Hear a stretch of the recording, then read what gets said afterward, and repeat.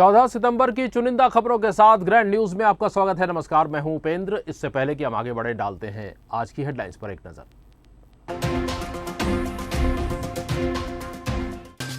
Bastar high school में शतरंज प्रतियोगिता पर 5 जिले से पहुंचेंगे खिलाड़ी। महासमुंद में होगी राज्य स्तरीय प्रतियोगिता।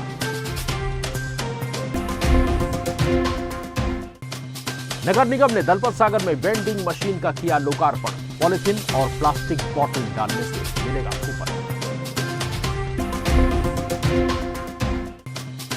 जगतगुरु स्वामी स्वरूपानंद जी महाराज ब्रह्मलीन होने पर माहेश्वरी भवन में हुई श्रद्धांजलि सभा।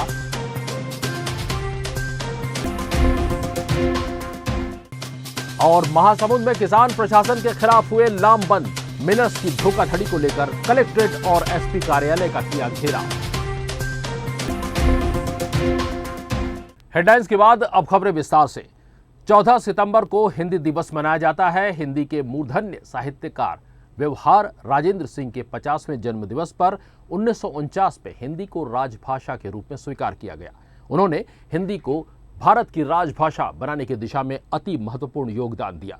स्थानीय बस्तर हाई स्कूल में साक्षरता सप्ताह मनाया जा रहा है। इस मौके पर गरिमामयी आयोजन किया गया। बस्तर हाई स्कूल की शिक्षिका शुभ्रा कुंडू ने इस मौके पर रोशनी डालते हुए ग्रैंड न्यूज से बात की। एक हफ्ते से लगातार साक्षरता दिवस मनाया जा रहा है। हर दिन कोई न कोई प्रतियोगिता, किसी दिन संगोष्ठी और लगातार इस प्रकार से कहानी लेखन, स्लोगन प्रतियोगिता, चित्रकारिता, ये लगातार कई प्रतियोगिता लगातार आयोजित हुई है। आज एक हफ्ते से आज साक्षरता इसका समापन भी है, प्लस आज हिंदी दिवस भी है। इस कार्यक्रम को भी हम यहाँ आयोजित कर रहे हैं। हिंदी जो है विविधताओं में भी एक एकता के रूप में हिंदी भाषा उभर कर आई है सामने, इसीलिए हिंदी को हिंदी दिवस के रूप में मनाया जाता है।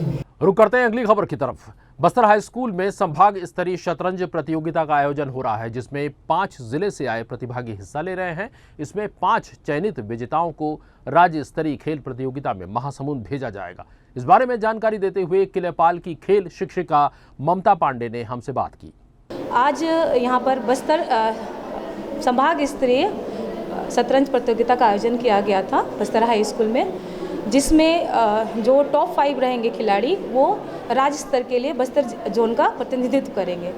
यहाँ पर शतरंज प्रतियोगिता के लिए बीजापुर, नारायणपुर, कोंडागांव, कांकेर और बस्तर संभाग ने जिले ने प्रतिनिधित्व किया। इस प्रतियोगिता में under 14 years, under 17 years, under 19 years के बच्चों ने, बालक बालिका ने प्रतिभाग। इस बारे में जानकारी देते हुए राजेश जेना ने हमें बताया। अभी यहाँ पे 5 जिले से आए हुए हैं। कांकेर से, कोंडागांव से, दंतेवाड़ा से, बीजापुर से और नारायणपुर से आए हुए हैं। तो सभी बालक बालिका बच्चे इसमें 14, 17 और 19 का होने का चयन होने का है। 5-5 बच्चे का चयन होने का है। जिन बच्चों का चयन हो जाएगा वो स्टेट खेलने के लिए महासमुंद जाएंगे। हमने बात की प्रतिभागी अवनी से। मैं अभी फर्स्ट राउंड जीत चुकी हूँ और मैं पिछली बार स्टेट भी जाके आई थी। मैं स्टेट जाने के पीछे मेरे भाई, मेरी बहन और मेरे पापा का सबसे बड़ा योगदान है। और मैं अपने पापा और मैं अपने भाई बहनों और छत्तीसगढ़ के लिए अभी नेशनल जाऊंगी। और मैं अपने छत्तीसगढ़ और अपने पापा का नाम भी रोशन करना चाहती हूँ। तो आपका शुक्रिया पापा, और मेरी भाई बहन को भी। मेरे भैया मेरे साथ हर रोज़ प्रैक्टिस करते हैं और मेरी बहन भी बहुत अच्छा खेलती है। और मेरे भाई मुझे खेलने के लिए कहते हैं कि आना खेलेंगे, और ऐसे ही कहकर वो मुझे हर रोज़ खेलने के लिए बुलाते हैं। और मैं दोपहर को रेस्ट भी कर रही होती हूँ तो भी वो मुझे जगा के खिलाते हैं। तो मेरे पापा और मेरे भाई बहनों का इसमें इस तरह बहुत बड़ा योगदान है। आज सर्व हिंदू समाज के द्वारा कुम्हारपारा स्थित माहेश्वरी भवन में जगतगुरु स्वामी स्वरूपानंद सरस्वती जी महाराज के योगदान को याद करते हुए एक श्रद्धांजलि सभा आयोजित की गई थी। इस मौके पर आचार्य गुमित राज त्रिपाठी ने कहा कि वे युग पुरुष थे। अभी हमारे गुरुजी ब्रह्मलीन हो गए। 2 पीठ के शंकराचार्य, द्वारका पीठ और ज्योतिष पीठ के शंकराचार्य, परम पूजनीय अनंत विभूषित श्री स्वरूपानंद सरस्वती जी महाराज जी, इनका मैं शिष्य रहा हूँ। और आज हमारे सनातन धर्म के लिए ये बहुत एक दुख का विषय है कि गुरुजी हमारे समक्ष नहीं रहे, परंतु उनका जो योगदान हमारे सनातन धर्म के प्रति रहा वो बहुत ही अमूल्य है और उसको बताया भी नहीं जा सकता, उसका गुणगान भी नहीं किया जा सकता। इतना अमूल्य योगदान उन्होंने दिया। सन 1973 में जो है वो सर्वप्रथम ज्योतिषपीठ के शंकराचार्य के रूप में अभिषिक्त हुए और 1982 में जो द्वारका पीठ के शंकराचार्य थे अभिनव सच्चिदानंद तीर्थ जी महाराज, उनके ब्रह्मलीन होने पर उस समय और कोई ऐसा व्यक्ति नहीं था जो कि द्वारका पीठ का शंकराचार्य बन सके, इसलिए 1982 में पुनः जो है द्वारका पीठ के शंकराचार्य भी वो घोषित हुए और वहाँ पर उनका अभिषेक किया गया। इस प्रकार से 4 शंकराचार्य पीठों में से हमारे जो गुरुजी थे वो 2 पीठ के शंकराचार्य रहे और 2 सितंबर 1924 का उनका जन्म नरसिंहपुर में हुआ था और 11 सितंबर 2022 को दोपहर 3:21 में वहीं नरसिंहपुर के पास ज्योतेश्वर आश्रम जो उनका परमहंसी गंगा आश्रम है वहीं वो ब्रह्मलीन हो गए। गुरुजी ने बहुत सारे जो है सामाजिक कार्य भी किए, जैसे आज भी झारखंड उनके 1200 संस्थाएं पूरी जो है पूरे भारत में चल रही है, जिनमें से झारखंड में जो है सिंहभूम जो क्षेत्र है जिला है वहाँ पर लगभग 2-2.5 करोड़ के इन्वेस्टमेंट से वहाँ पर एक अस्पताल भी खोला और सारे जितने आदिवासी लोग हैं उन लोगों के कल्याण के लिए उनको औषधि और उनको जो है सुविधाएं इत्यादि देने के लिए भी प्रयास किया। तो इस प्रकार से सनातन धर्म में केवल धार्मिक स्तर पर ही नहीं सामाजिक स्तर पर भी गुरुजी ने जो है अपने बहुत सारे योगदान दिए जो कि अविस्मरणीय है और अव्यक्त है, उसको व्यक्त नहीं किया जा सकता। इस मौके पर ब्राह्मण समाज अध्यक्ष संजीव शर्मा ने कहा, उनकी देहावसान होना अपूर्णीय क्षति है। जगदलपुर के सनातन हिंदू समाज के द्वारा हिंदू समाज के सभी वर्गों के द्वारा एक कार्यक्रम आज श्रद्धांजलि सभा की गई 14 तारीख को माहेश्वरी भवन में। अभी हमारे जो इस देश के शंकराचार्य जी स्वरूपानंद महाराज जी का जो देहावसान हुआ और हिंदू धर्म के लिए इससे बड़ी क्षति नहीं हो सकती और हम लोग का सौभाग्य था कि ऐसे परम ज्ञानी इस पीठ के पद पर थे और हम भगवान से प्रार्थना करते हैं वही शक्ति उनके बाद जो उत्तराधिकारी है उनको दे, ताकि हिंदू धर्म की ध्वजा निरंतर आगे बढ़ते रहे और हिंदू धर्म का कार्य आगे बढ़े। सनातन धर्म की पूरे विश्व में जय हो। बढ़ते हैं अगली खबर की तरफ। जगदलपुर शहर में दलपत सागर के किनारे रिवर्स वेंडिंग मशीन का लोकार्पण किया गया है। इस मौके पर संसदीय सचिव रेखचंद जैन, महापौर सफीरा साहू मौजूद थे। इस रिवर्स वेंडिंग मशीन में प्लास्टिक की बोतलें और झिल्ली डालने पर कूपन निकलेगी, जिस पर बस्तर कॉफी तथा दलपत सागर के सामने स्थित पारस डेली नीड्स और चाहत डेली नीड्स के सामान खरीदने पर डिस्काउंट मिलेगा। स्वच्छता को लेकर किए गए इस अभिनव प्रयास की काफी चर्चा हो रही है।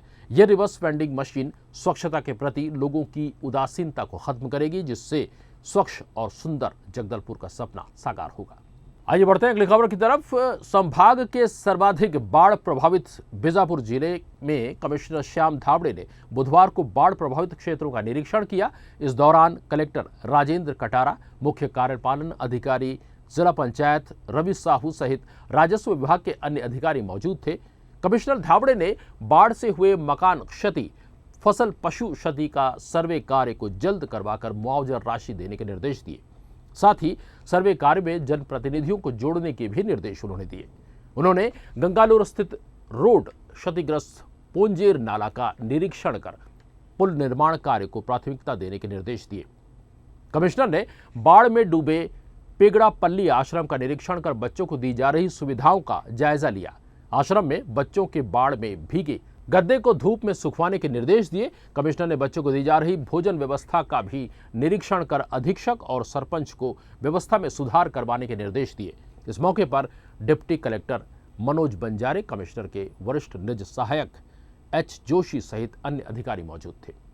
भारतीय जनता पार्टी जिला बस्तर द्वारा जिला अध्यक्ष रूप सिंह मंडावी की मौजूदगी में देश के प्रधानमंत्री नरेंद्र मोदी के जन्मदिवस के मौके पर 17 सितंबर से 2 अक्टूबर 2022 तक सेवा पखवाड़ा कार्यक्रम मनाया जाएगा। बैठक में मुख्य रूप से प्रभारी और कार्य योजना तय की गई, जिसमें सेवा पखवाड़ा अभियान के जिला संयोजक के रूप में उपाध्यक्ष योगेंद्र पांडे और सह संयोजक के रूप में महामंत्री रामाश्रय सिंह और वेद प्रकाश पांडे बनाए गए हैं। रेलवे पुलिस ने मेन रोड स्थित एक साइबर कैफे में दबिश देकर संचालक के खिलाफ धारा 140 के तहत मामला दर्ज किया है। प्राप्त सूचना के मुताबिक रेलवे की 7 फेक आईडी बनाकर संचालक रेलवे को लाखों रुपए का चूना लगाया करता था। इंटरनेट पॉइंट नामक इस कैफे पर रेलवे एक्ट 1989 सेक्शन 143 के तहत मामला दर्ज किया गया है। मौके से संचालक करीब गोलछा के कंप्यूटर से हार्ड डिस्क को पुलिस ने अपने कब्जे में ले लिया है।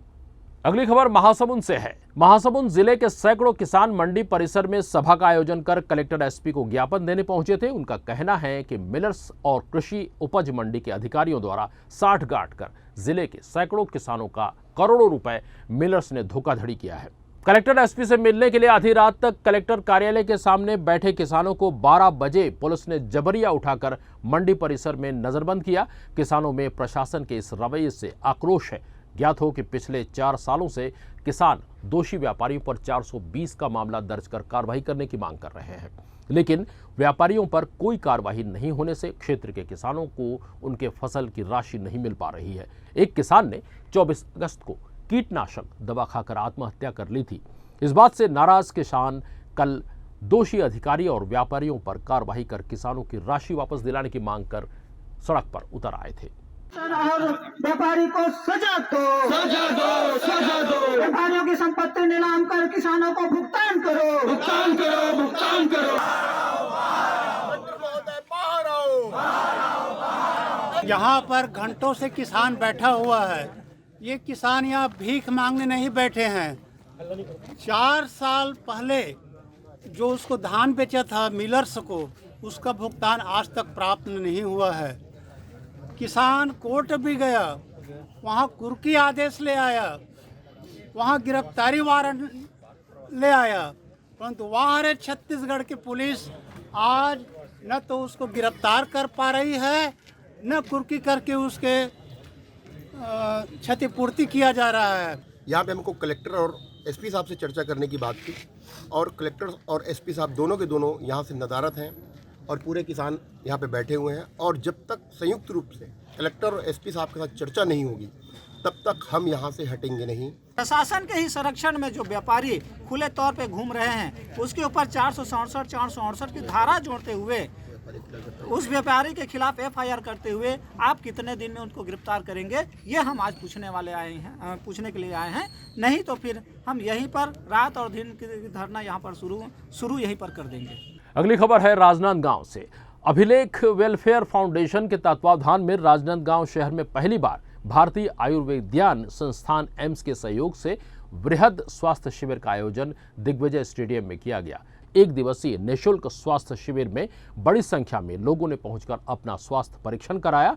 इस शिविर में एम्स के डायरेक्टर नितिन नागरकर सहित 2 दर्जन से अधिक विषय विशेषज्ञ डॉक्टर और जिले के विशेषज्ञ डॉक्टरों ने अपनी सेवाएं दी। इस कार्यक्रम में भाजपा के राष्ट्रीय उपाध्यक्ष डॉक्टर रमन सिंह शामिल हुए और स्वास्थ्य शिविर का अवलोकन कर अपना स्वास्थ्य परीक्षण कराया। इस मौके पर भाजपा के राष्ट्रीय उपाध्यक्ष डॉक्टर रमन सिंह ने एम्स के डॉक्टरों को प्रतीक चिन्ह भेंट कर सम्मानित किया। इस अवसर पर डॉक्टर रमन सिंह ने अभिलेख फाउंडेशन को बधाई देते हुए कहा कि अभिलेख फाउंडेशन ने स्वास्थ्य शिविर लगाकर ऐतिहासिक काम किया है। हेल्थ शिविर है जिसमें न केवल रायपुर मेडिकल कॉलेज के बल्कि ऑल इंडिया मेडिकल इंस्टीट्यूट के वरिष्ठ डॉक्टर, उनके डायरेक्टर नागरकर सहित 30 डॉक्टरों की टोली आई है, नर्सिंग स्टाफ की टोली आई है और यहाँ की स्थानीय डॉक्टर भी उसमें सेवा में लगे हैं। मुझे लगता है कि ये सेवा का कार्य और इसका फ़ायदा ये होगा जैसे 500,000 लोगों की स्क्रीनिंग हो जाएगी। स्क्रीनिंग होने के बाद बीमारी को आइडेंटिफाई कर लिए जाएंगे। उसके बाद या तो यहाँ से मेडिकल कॉलेज में या फिर एम्स में आगे फर्दर ट्रीटमेंट के लिए यहीं से उनको सुविधा मिल जाएगी। और ये बड़ा काम आज राजनांदगांव में हो रहा है। सचिन जी को, पूरी टीम को जो इस पूरे आयोजन में लगे हुए हैं उनको बधाई दूंगा और चिकित्सकों की टीम को विशेष रूप से बधाई दूंगा। एम्स के डायरेक्टर ने कहा कि राजनांदगांव में ज्यादातर मामले मधुमेह, रक्तचाप, महिलाओं में रक्त की कमी और श्रवण बाधित मरीज काफी संख्या में सामने आए हैं। तो कुल मिला के बहुत सारे मरीज़ों को यहाँ हमको सेवा देने का मौका मिला। जो मरीज़ यहीं से इलाज होकर के हम उनको छुट्टी कर सकते हैं उनको भेज दिया गया। जिनको ऐसी ज़रूरत है कि आपने भी देखा होगा, मैं एक और पेशेंट को जल्दी की डेट दिलवा रहा था, जिसका ऑपरेशन करना है या आगे कोई और जांचें करानी है, जिसके लिए एम्स रायपुर में जाने की ज़रूरत है, उसकी भी हमने अर्ली डेट की व्यवस्था कर दी। इस तरह के मरीज यहाँ पे ज़्यादा देखे जा रहे हैं। इन्फेक्शन के पेशेंट ज़रूर हमको देखने को मिले। अलग अलग तरह के इन्फेक्शंस हैं, डायबिटीज़ कॉमन है, ब्लड प्रेशर की बीमारियां हैं, और किसी किसी को जैसे जो लेडीज़ हैं उनमें अनीमिया का भी इश्यूज़ हैं, तो ये कॉमन बीमारी। और यहाँ जो हमने ENT के जो मरीज़ देखे उसमें कम सुनाई कम देना, उसके भी मरीज़ काफ़ी सारे हैं। नियमित खबरों के लिए आप हमसे YouTube से भी जुड़ सकते हैं। हमारा पता है ग्रैंड न्यूज़ जगदलपुर। इस चैनल को सब्सक्राइब कीजिए और पाइए नित्य नए अपडेट सीधे अपने मोबाइल पर। और मुझे दीजिए इजाज़त, अगली मुलाकात तक के लिए नमस्कार।